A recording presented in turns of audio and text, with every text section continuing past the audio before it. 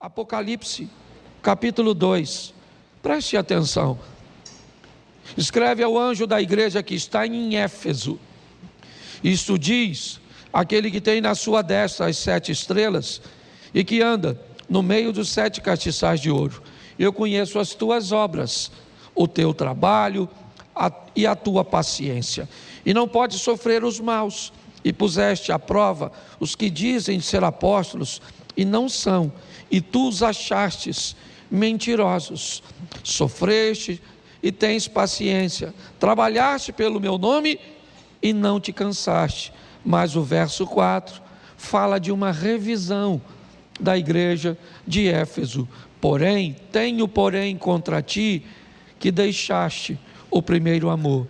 Lembra depois de onde caíste, arrepende-te.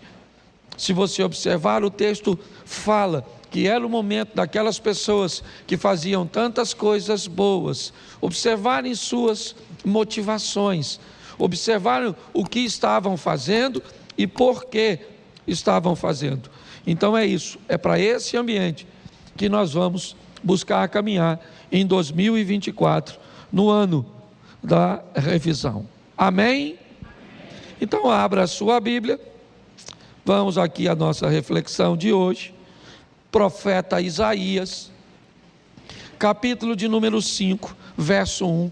Então, só para eu finalizar, no final deste culto, nós temos uma estrutura montada ali, para você fazer a inscrição do sempre, tá certo? Então eu queria, principalmente, de forma bem direcionada, não estou impedindo você que está nos visitando, certo, de fazer sua inscrição, mas eu quero deixar muito claro que tudo aquilo que fazemos aqui, nosso propósito é fazer para os membros da igreja e para as pessoas que ainda não conhecem Jesus.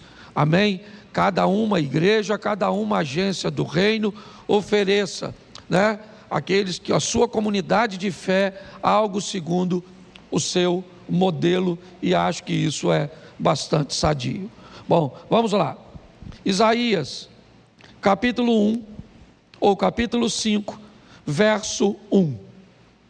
Agora cantarei ao meu amado o cântico do meu querido a respeito da sua vinha. O meu amado teve uma vinha num outeiro fertilíssimo, e cavou a terra, e tirou as pedras, e plantou as melhores mudas de videira. No meio da vinha, ele construiu uma torre, e fez também um lagar. Feche os seus olhos. Senhor nosso Deus e Pai, em nome de Jesus, eis aqui a tua palavra, continua falando conosco, e usa-me, ó Deus, nesta noite. Fala conosco, ó Pai, em nome de Jesus. Você pode dizer amém? Amém.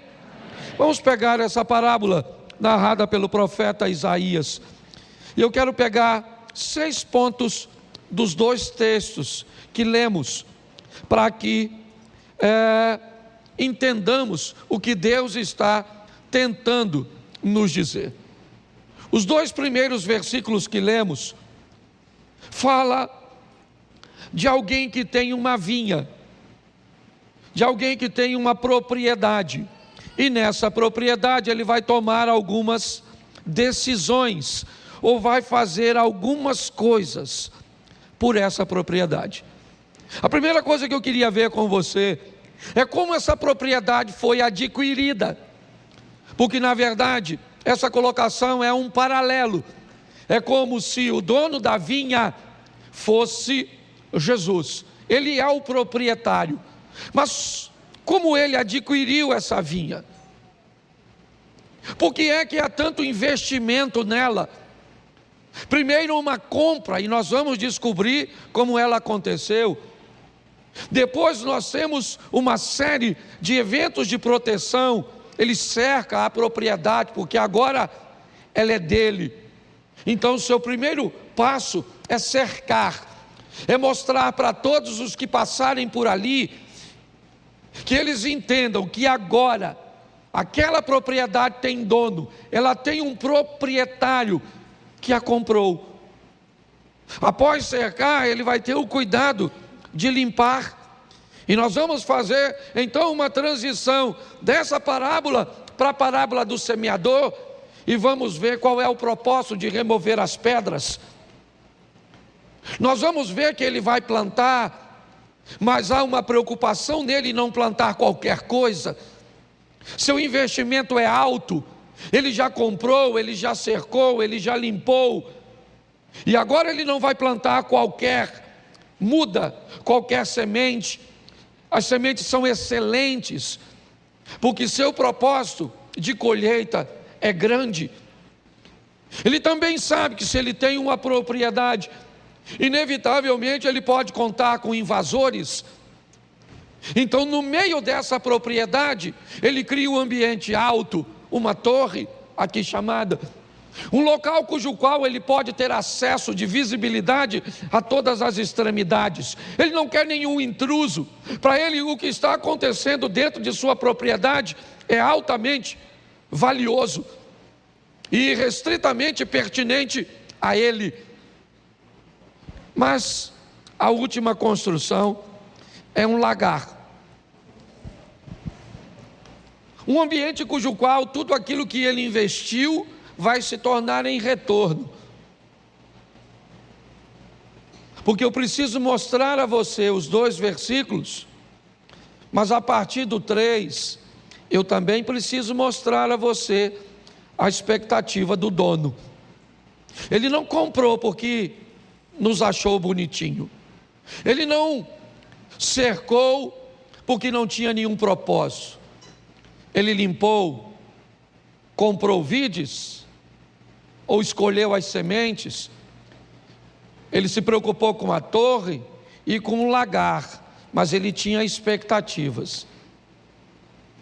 E essas expectativas, elas são descritas no finalzinho do verso de número 2. E esperava que desse uvas boas, mas deu uvas bravas. Pode deixar esse texto.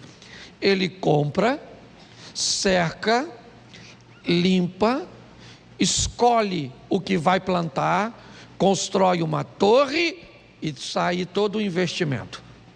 No canto ele faz um tanque de piso inclinado, um dreno na parte mais baixa, porque ali é o local que será armazenado o fruto do seu trabalho. Dali ele vai tirar a uva, o vinho, dali ele vai retirar o azeite.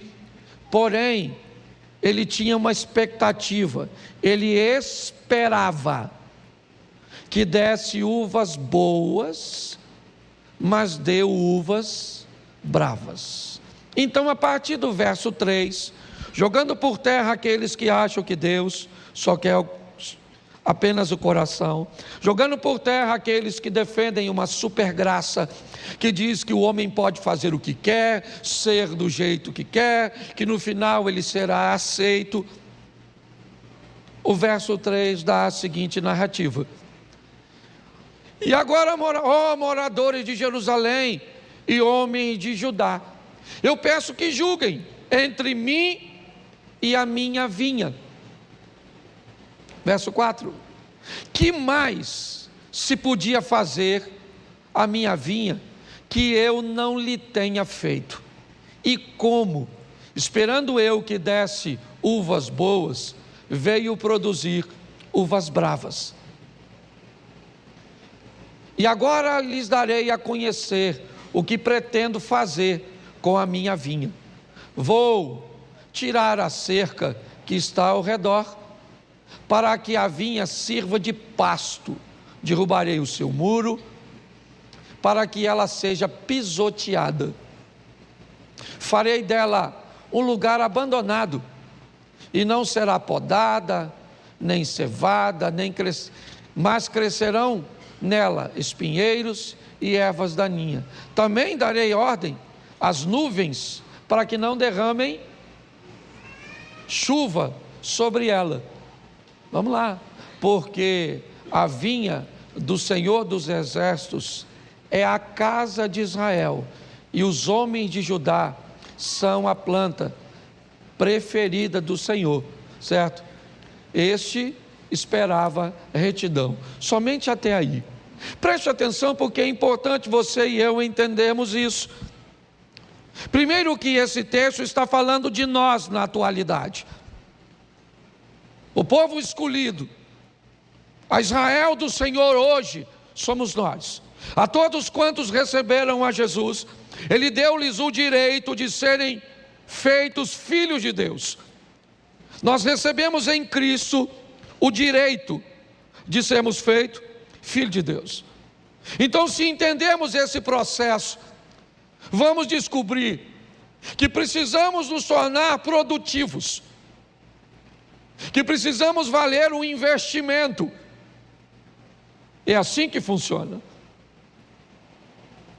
O texto diz que quando a resposta ela é negativa, e eu acho isso muito legal, apesar de termos uma visão coletiva, o texto também fala de nossa individualidade, porque é muito importante nós entendermos a importância da nossa comunhão, vivendo junto e criando esse ecossistema para receber outras pessoas, mas nós não estamos totalmente interligados, porque se alguém planeja ser desobediente e viver ao lado de um desobediente, nós teríamos praticamente duas vinhas diferentes em cada um de nós.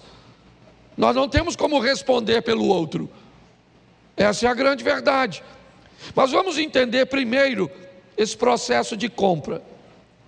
Se essa vinha somos nós, preste atenção na primeira carta aos Coríntios, capítulo 6, verso 20. 1 Coríntios 6, 20, diz aí, coloca aí por favor, isso, porque vocês foram comprados por preço, e agora pois, glorifiquem a Deus no corpo de vocês. Presta atenção, a compra foi feita, mas o resultado, a expectativa é que Deus seja glorificado na minha vida, no meu corpo e na sua vida. Ele nos comprou, sim ou não? E isso é legal de dizer, mas comprou por quê? Ou para quê? Para que o nome dele, para que o nome de Deus fosse glorificado na nossa vida. E o preço foi alto, 1 Pedro 1,18.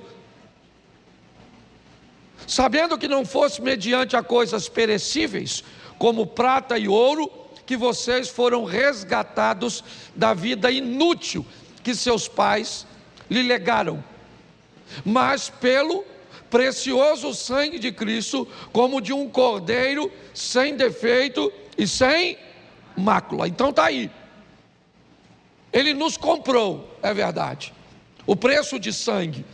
Para que Ele nos comprou? Para que o nome dEle fosse glorificado através da minha vida, através da minha postura, através do meu casamento, através do meu filho, dos meus filhos, através dos meus negócios. Essa semana passada aconteceu uma coisa bem interessante comigo. Um tempo eu estava entrando para a igreja, lá quase em frente ao Correio, na primeira rua, a rua da Policlínica. E tinha carro parado de todos os lados. E eu então, quando entrei, eu escutei um barulho. E eu desci do carro, eu tinha batido no carro de uma pessoa. Então eu comecei a procurar a pessoa e não achei. E eu estava atrasado, não podia ficar lá procurando. Em frente, o local onde eu bati, tem uma carrocinha de cachorro-quente. Eu fui lá e falei com o pessoal da carrocinha de cachorro-quente: ó, eu bati naquele carro ali. Vocês sabem de quem é? Ele falou: não sei não. E aí então, eu falei: olha, quando eles chegarem para tirar o carro, avise que o carro está arranhado, que quem bateu fui eu, para me procurar, que é para eu resolver. E nunca ninguém me procurou. Também agradeci a Deus. Não vou ser hipócrita. Foi um acidente, eu não bati porque quis. Mas mesmo sendo sem querer, eu tinha que pagar, sim ou não? Esses dias, estou lá tomando um café na Bolsa de Valores aqui de Xerém. Ali, é uma padaria que a gente toma café. Estou lá, aí o cara, e aí pastor, como é que o senhor está? Tudo bem? Eu falei, tudo bem. Aí chegou um amigo, tá. E aí pastor, o senhor bateu no meu carro, hein? Falei, bati não. Bateu, pastor, sabe aquele carro que o senhor bateu lá na entrada da policlínica? Eu falei, sei, rapaz, bati. Falei, olha Deus mandando a fatura. Eu falei, rapaz, eu avisei lá, te falaram que eu bati. Não, a moça lá falou que o senhor bateu no carro, tá? Mas foi um arranhãozinho pequenininho, entendeu? Que é isso, pastor? Nossa, eu já fui na igreja diversas vezes e nem falei com o senhor, deixa isso para lá. Aí eu fiquei pensando, se eu não tivesse feito aquilo. Vou te falar, foi uma das únicas vezes que eu me envolvi em acidente, assim, que o cara ficou feliz. Ele se sentiu honrado de que eu tinha.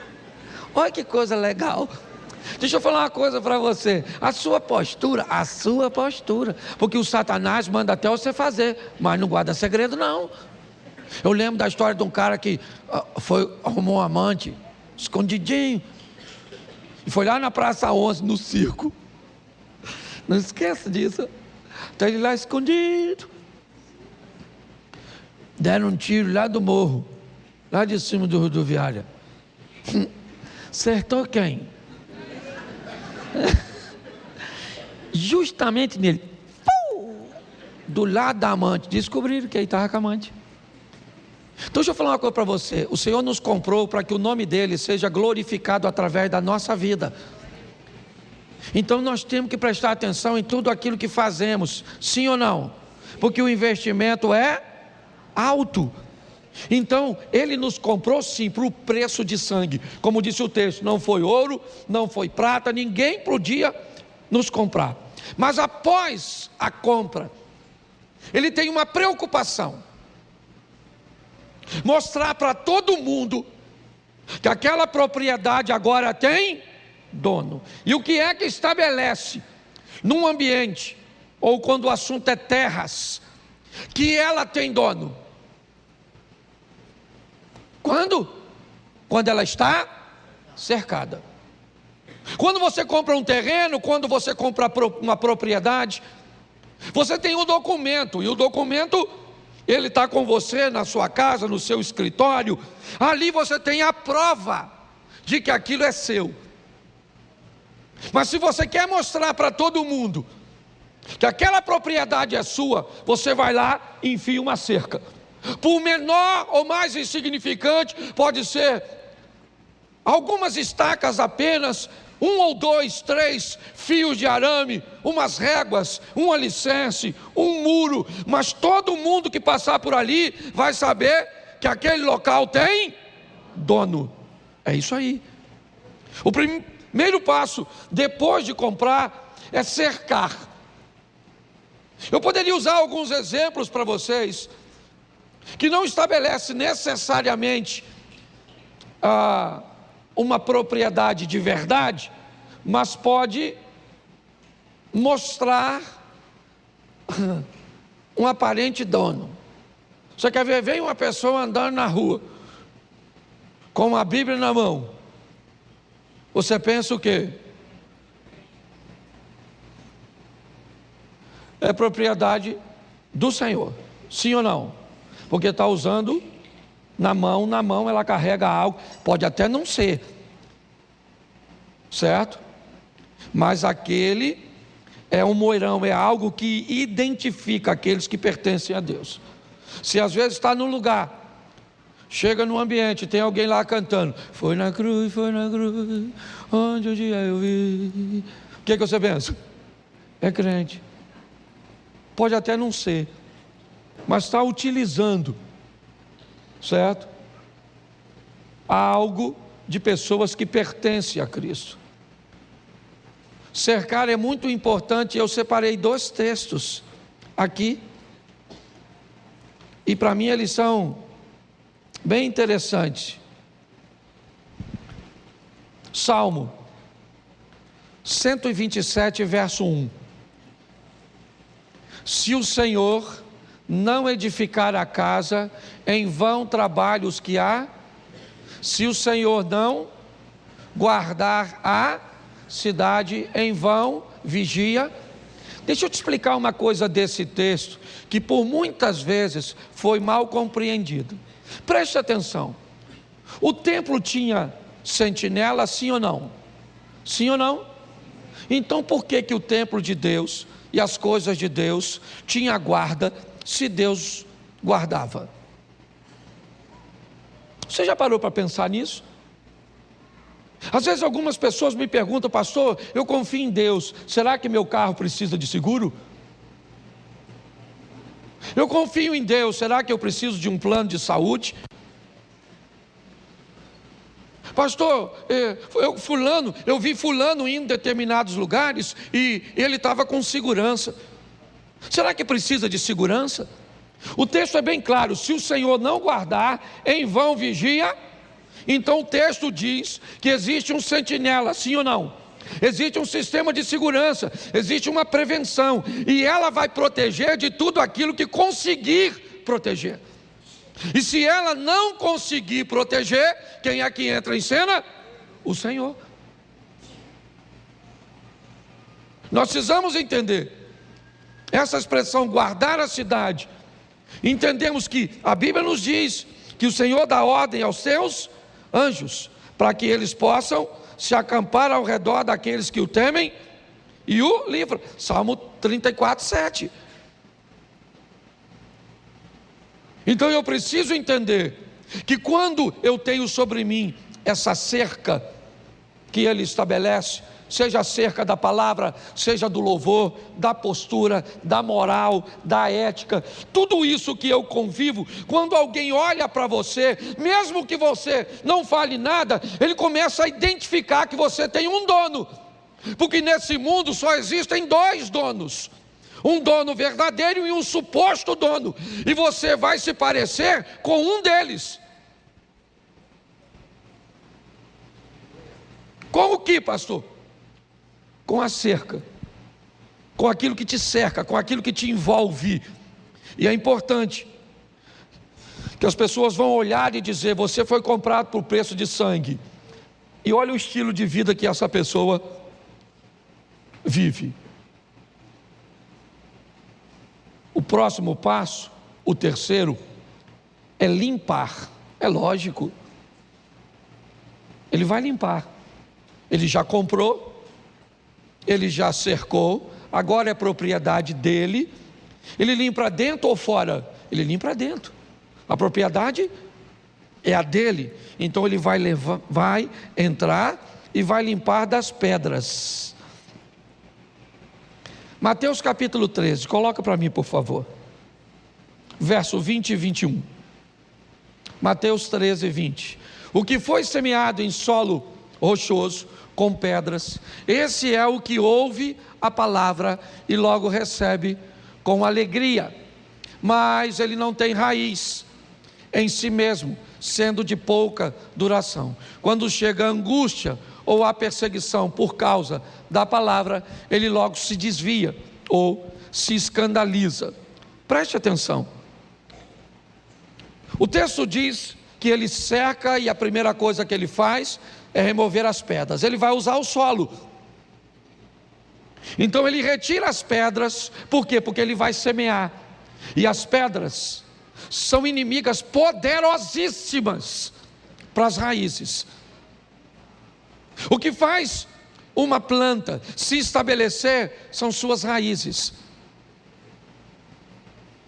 São elas que determinam basicamente a sua estrutura para suportar ambientes de seca, intempéries como vento, enxurrada e tantas outras coisas. Quanto mais enraizado a vinha ou essa muda estiver, quanto mais profunda for suas raízes, quanto mais estabilizada for seus posicionamentos, mais adversidades elas enfrentarão, ou estarão prontas para enfrentar. Por isso que nós vemos pessoas que você observa e elas chegam num ambiente, crescem com uma facilidade muito grande, aparece, desponta, quer cantar, quer trabalhar, quer ir para os ministérios. Eu fico lá fora, eu fico aqui dentro, eu vou para o ministério infantil, eu estou no Manhã com Deus, eu estou na oficina da alma, eu participo de tudo, mas é só aquecer um pouquinho, é só criar uma dificuldade e pronto, ela se escandaliza, ela vai embora. Estava mal intencionada? Não. Ela só não tinha profundidade o suficiente para, no momento de escassez, ter uma fonte de onde ela iria retirar seus nutrientes, sua água, recursos, para que elas consigam se manter firmes, muitas vezes secas. Você viaja para algumas regiões, até mesmo aqui no Brasil, mas tem algumas regiões que, se você chegar no ambiente, você vai ver basicamente todas as árvores secas. Não tem uma folha nela. Seca, seca de seca. Se você não tiver acostumado, você pensa que se tacar fogo naquilo, pega tudo. Mas se você chegar pertinho dela e tentar quebrar um galinho, você vai ver que ao invés de quebrar, ele vai envergar. O que indica que ele não está morto, ele está seco, porque o ambiente externo não é agradável. A umidade desapareceu, a chuva não aparece, o vento arrancou as folhas, a terra começou a rachar, e do que ele está sobrevivendo? Daquilo que está lá embaixo. Lá de baixo ele está tirando suas forças, ele está tirando seus nutrientes. Por isso que a Bíblia chega a dizer que a fé é loucura para alguns, porque quando você olha em torno da pessoa, todo o ambiente é inóspito, é inadequado, é ambiente onde todos morreriam, mas ele não está sobrevivendo da periferia do ambiente que está em volta. Ele está tirando recurso lá do eterno, lá de baixo, porque ele está, profundo, enraizado. E isso só acontece com quem remove pedra. Pastor, está aí as pedras, certo? As preocupações, angústias, perseguições, tantas coisas que ele usa como exemplo. Quando ele vai falar dos espinhos, na mesma parábola do semeador, ele fala de coisas materiais, mas agora ele está falando de coisas emocionais. Jesus compra você, cerca você, mas não pode limpar você. Você não se permite, porque para limpar a lâmina do arado, ou a perfuração mais antiga de um arado feito de madeira, é doloroso enfiar na terra, abrir aqueles sulcos, aquelas valas, sabe? Tem que firmar, o boi vai puxando e eles vai firmando, ou então aquela lâmina torta que vai cortando, vai mexendo, aí começa a mexer nas suas memórias, começa a mexer nas suas lembranças, aí começa a mexer nas suas angústias, nas suas decepções, e aí isso começa a te ferir. Então você não quer que mexa, você quer continuar na igreja com Jesus cheio de pedras. Ele é seu dono, ele é seu dono. Você está cercado, mas você não produz, porque quando ele tenta te limpar, você recusa, porque a limpeza é desagradável, ela é desconfortável. E vá que quando a lâmina passa, ela traga lá do fundo uma pedra e ela apareça. E talvez você não gostaria de descobrir que você tem pedras, que você tem obstáculos. Então você não quer que ninguém veja. É melhor você não produzir do que alguém enxergar, as suas mazelas, as suas pedras. E ele limpa das pedras. João capítulo 15, verso 3. Olha só, João 15, 3. Vocês já estão por causa da que vos tenho, vós já está limpo por causa da palavra que vos tenho, ou que lhes tenho falado. Essa é eu sou a videira, vós sois as varas, aquela que está em mim, essa dá muito fruto. Preste atenção, o paralelo é o mesmo. Quando você vê esse texto aí, ele não está falando de pedra não. Vós já estão limpos. Essa limpeza é a poda. É a remoção de uma área improdutiva de uma planta. É alguém que tem interesse de que outras áreas recebam total atenção de nutrientes e de produtividade. Então, se tem um galho produzindo aqui, e tem algum brotando desse lado aqui, normalmente ele vai ali e poda, para que a força que estava sendo canalizada para esse galho, agora seja canalizada para o outro. A limpeza nem sempre é remover as pedras não, às vezes também é a poda, e a remoção de áreas que te tornam improdutivos, que faz com que você não produza, e isso precisa sair da sua vida. Agora vamos ao quarto. Plantou de excelentes. Eu gosto dessa expressão, excelentes. É alguém que não vai permitir que qualquer coisa seja plantada. Por quê? Porque eu comprei por preço de sangue. Por quê? Porque eu gastei dinheiro com cerca. Por quê? Porque eu trabalhei para tirar as pedras. É tanto investimento que eu não vou plantar qualquer coisinha. Eu vou escolher as melhores mudas, as melhores sementes. É isso que ele está fazendo. Capítulo 4 de Filipenses, verso 8. Filipenses 4, 8. Preste atenção. Finalmente, irmãos, tudo que é verdadeiro, eu quero plantar em você.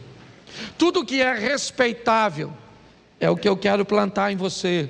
Tudo que é justo, é o que eu quero plantar em você. Tudo que é puro, é o que eu quero plantar em você. Tudo que é amável, é o que eu quero plantar em você. Tudo que é de boa fama, é o que eu quero plantar em você. Se alguma coisa, ou se alguma virtude há, né? E se algum louvor existe, seja isso o que ocupem o pensamento de vocês. Isso. Vamos trocar a terra por nossa mente. Tudo que é puro, tudo que é justo, tudo que é amável, é o que Deus está tentando plantar em nós. É isso. Essas são as sementes que Ele escolheu. Agora tudo que é impuro, injusto. Você olha para algumas pessoas e a Bíblia é muito clara. Você quer conhecer uma árvore, olhe para seus frutos.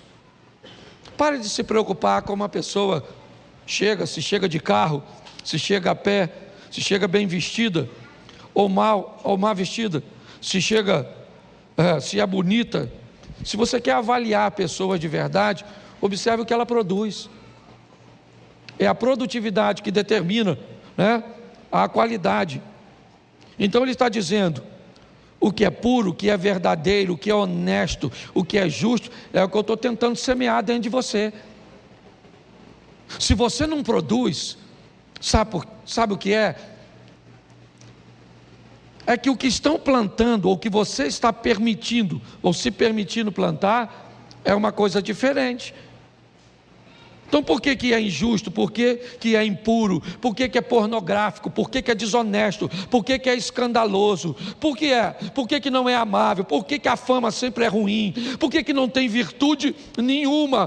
Por que não tem nenhum louvor? Por quê? Por causa da semente.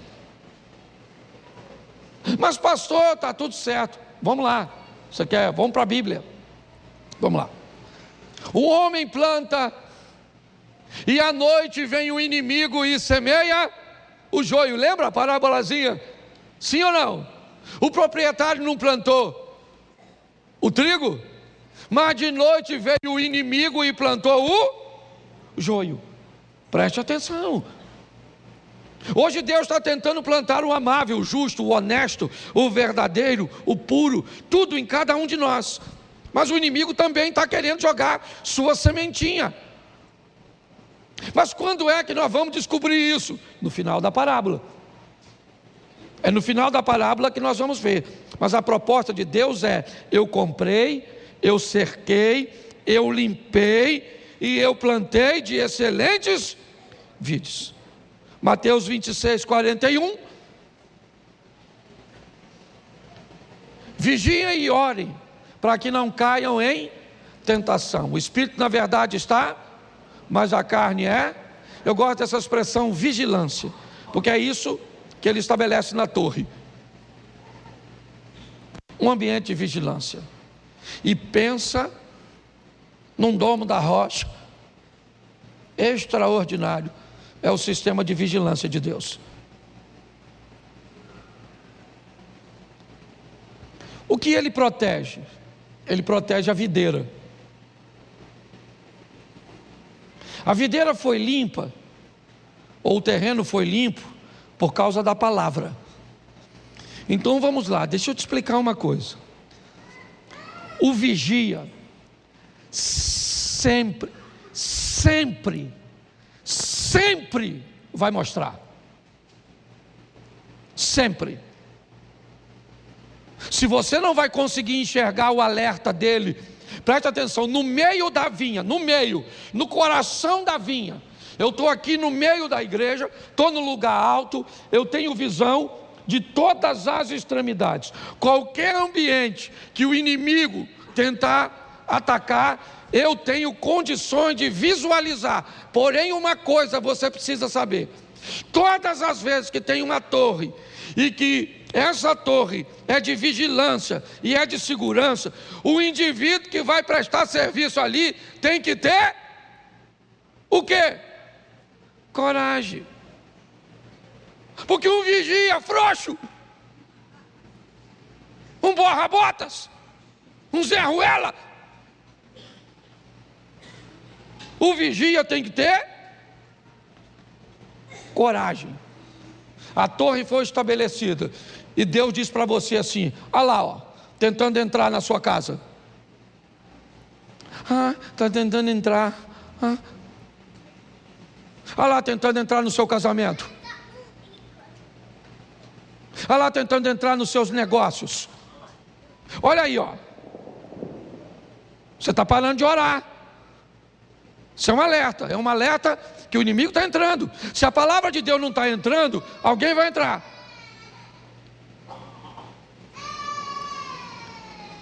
Você consegue entender? Então nós precisamos criar um ambiente que tenhamos coragem, para quando o Espírito Santo direcionar e mostrar e dizer: olha, está entrando lá, então nós vamos para lá. Não é assim que funciona o sistema de segurança do nosso corpo? Os glóbulos brancos, não é isso? O que acontece? Ó, cortou, vai todo mundo para lá, ó. É um exército. Qual é? Estamos protegendo de qualquer processo infeccioso.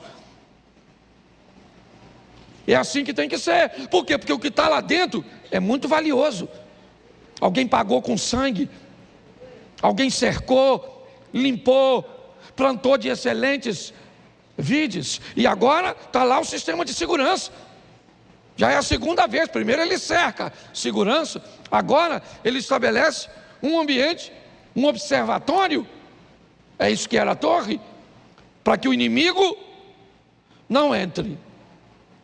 Mas ele construiu nela um lagar. Mateus capítulo 5, verso 13, coloca aí, varão. 5,13. Vós sois o sal, e se o sal vier a ser sem sabor ou insípido, como lhe restaurará o para nada mais, senão para e ser pisado pelos Verso 14: vós sois, ou vocês são, a luz do... Se não, é porque eu fico com um texto na outra tradução. Não se pode esconder uma cidade situada no alto de um monte. Vamos lá, até o 16. Bota o 15. Isso. Nem se acende uma lamparina para colocá-la debaixo de um cesto, mas num lugar adequado, onde ilumina bem a todos que estão na... Verso 16. Assim também brilhe a luz de vocês diante dos... para que vejam as obras que vocês fazem e glorifiquem o Pai de vocês que está nos céus. O investimento é o mesmo. Vocês são o sal da terra, videira, sempre algo que está produzindo para um ambiente coletivo, para que todos que olharem para você, para os seus negócios, para a sua vida, para a sua família, glorifiquem o Pai de vocês. É assim que funciona. Então o investimento foi feito. Agora, eu vou te mostrar. Se você não lembra, deixa eu te mostrar. Números 23, 19. Deus não é homem, nem filho do homem para que mude. Será que, tendo ele, não... Então deixa eu falar uma coisa, por favor, está na Bíblia. Quando alguém vier falar com você, não é bem assim. Deus não mente. E o que ele falou, ele vai.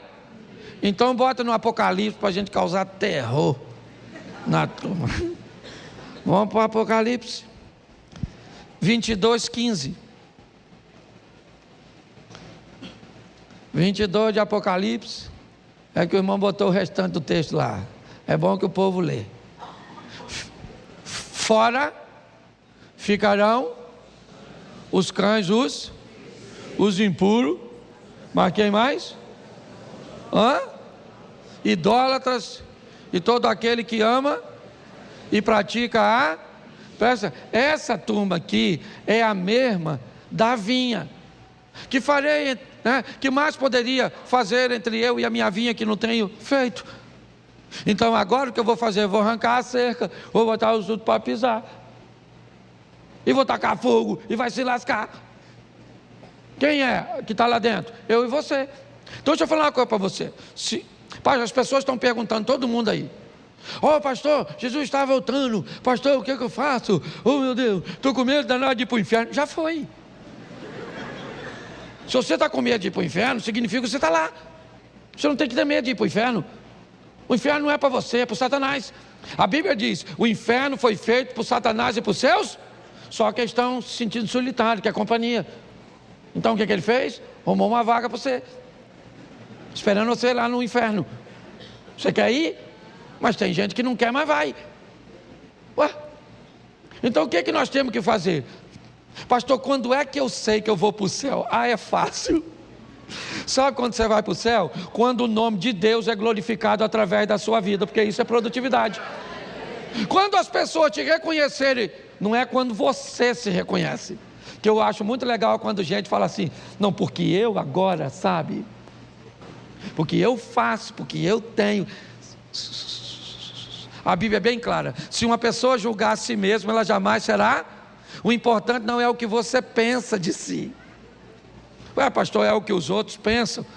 Na minha colocação agora, sim. Você também não pode vender, né, a sua imagem para os outros.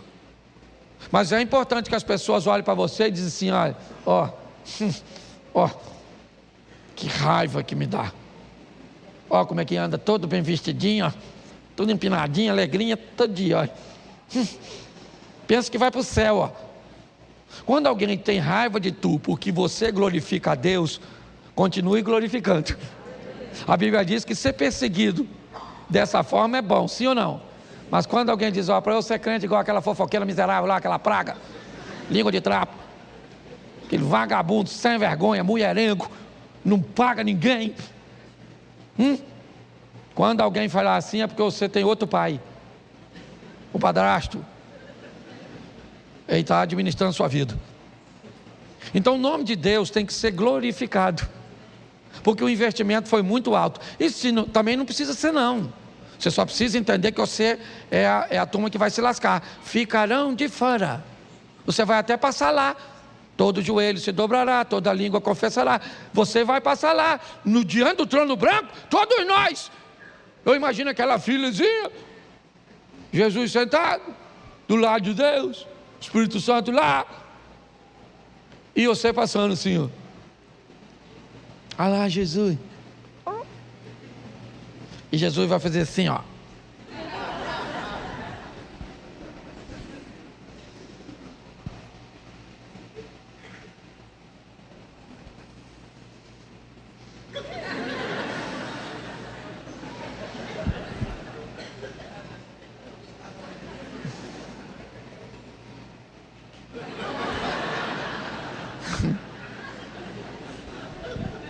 Vá para o inferno.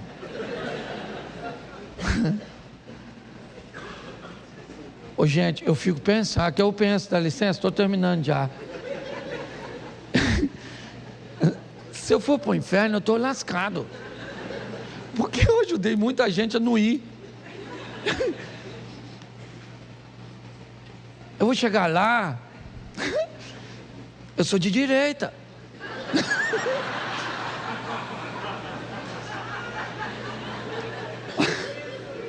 Meu negócio é democracia. Estado de direita. Eu fico imaginando. Só imaginando, pensa. Chegar lá, o Satanás. Ah, quem chegou? Olha lá. Ajudou os outros aí, veio. Veio um lugar ruim aí. Vê. Nós não pode ir não, gente. Não pode. Eu falo para Deus, Senhor, eu não vou. Não que eu não mereça, mas eu não vou. Ô, gente, vamos sair daqui, porque o maior evangelismo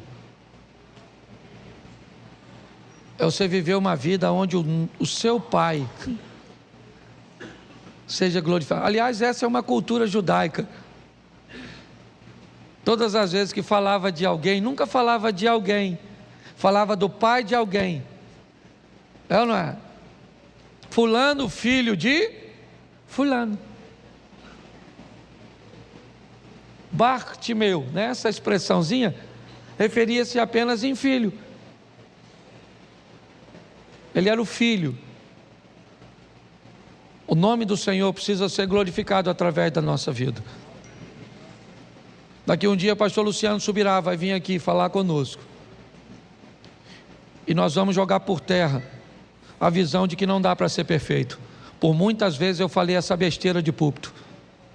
Ah, não dá para ser perfeito não. Ah, você faz o que você pode. Eu estava errado. O poder do Espírito Santo é uma força capacitadora que pode nos fazer parar de pecar. Foi por isso que Jesus disse para a mulher adúltera: vá e não peques mais. Ele não estava brincando. Ele estava dizendo algo que a lei não oferecia, que era um poder para a transformação, mas a graça oferece.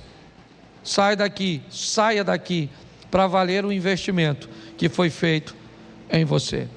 Sua família, seus negócios, sua vida, seus filhos, glorifiquem o nome do dono da vinha. Amém?